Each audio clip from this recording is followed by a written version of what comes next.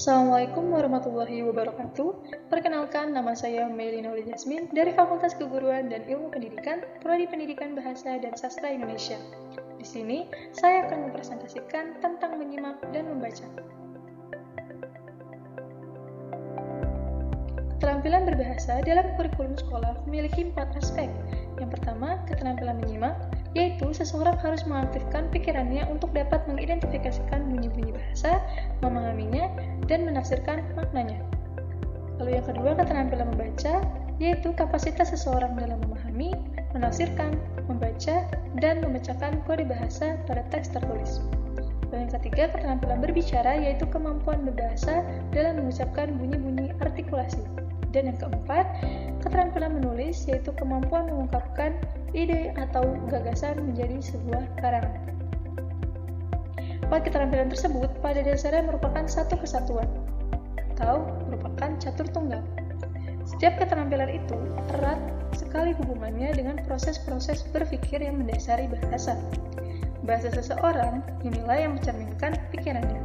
Semakin terampil seseorang berbahasa, semakin cerah dan jelas juga jalan pikirannya. Seperti yang sudah saya katakan tadi, bahwa 4 keterampilan tersebut memiliki hubungan yang sangat erat. Jadi di sini, saya akan menjelaskan satu materi tentang hubungan antara menyimak dan membaca.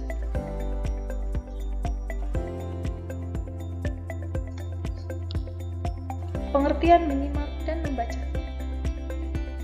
Menyimak adalah suatu proses kegiatan mendengarkan lambang-lambang lisan dengan penuh perhatian, pemahaman, apresiasi, serta interpretasi untuk memperoleh informasi, menangkap isi pesan, serta memahami makna komunikasi yang telah disampaikan sang pembicara melalui ujaran atau bahasa lisan. Menyimak tentu saja berbeda dengan mendengar. Mendengar hanya menangkap bunyi dengan telinga, sedangkan menyimak berarti memperhatikan apa yang disampaikan oleh orang lain.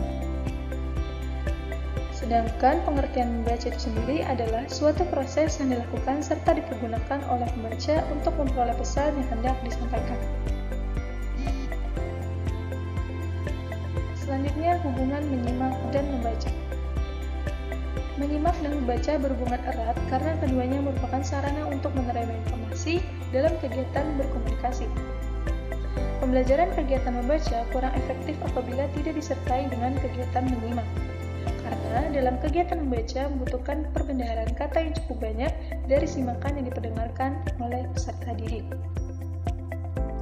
Kemampuan kognitif yang meliputi kemampuan mengingat, kemampuan memahami, kemampuan menerapkan, kemampuan menganalisis, kemampuan mensintesis, serta kemampuan evaluasi merupakan faktor yang penting dalam meningkatkan kemampuan menyimak dan membaca. Selanjutnya ada persamaan dan perbedaan antara menyimak dan membaca. Pertama ada persamaannya, yaitu sama-sama bersifat reseptif atau menerima informasi dari sumber, bersifat apresiatif, dan bersifat fungsional. Sedangkan perbedaan antara menyimak dan membaca, yaitu menyimak menerima informasi dari sumber-sumber yang bersumber dari ujaran atau lisan, sedangkan membaca menerima informasi yang bersumber dari kegiatan membaca.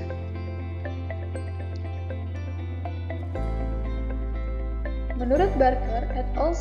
Pada tahun 1980 mengemukakan bahwa waktu yang paling banyak digunakan dalam proses belajar mengajar didominasi oleh komunikasi reseptif, yakni menyimak dan membaca. Dalam kehidupan sehari-hari, manusia dapat terlibat baik secara aktif maupun pasif dalam pemerolehan bahasa dan pemerolehan informasi melalui menyimak dan membaca. Dengan kata lain, seseorang tidak akan bertambah pengetahuannya apabila tidak melakukan kegiatan menyimak dan membaca. Jadi kesimpulan yang dapat saya ambil dari penjelasan saya adalah menyimak dan membaca memang memiliki hubungan yang sangat erat, karena ketika kita melakukan kegiatan membaca tidak dibarengi dengan kegiatan menyimak, maka kita tidak akan bisa menangkap isi pesan yang disampaikan. Sekian presentasi saya kali ini. Jika ada kurang saya mohon maaf. Jika ada lebihnya tidak bisa dikembalikan. Maaf bila belum sempurna, karena yang sempurna hanya bisa menggores menjadi luka. Rasanya sakit, amatlah pedih. Cukup sekian dari saya ucapkan terima kasih. Assalamualaikum warahmatullahi wabarakatuh.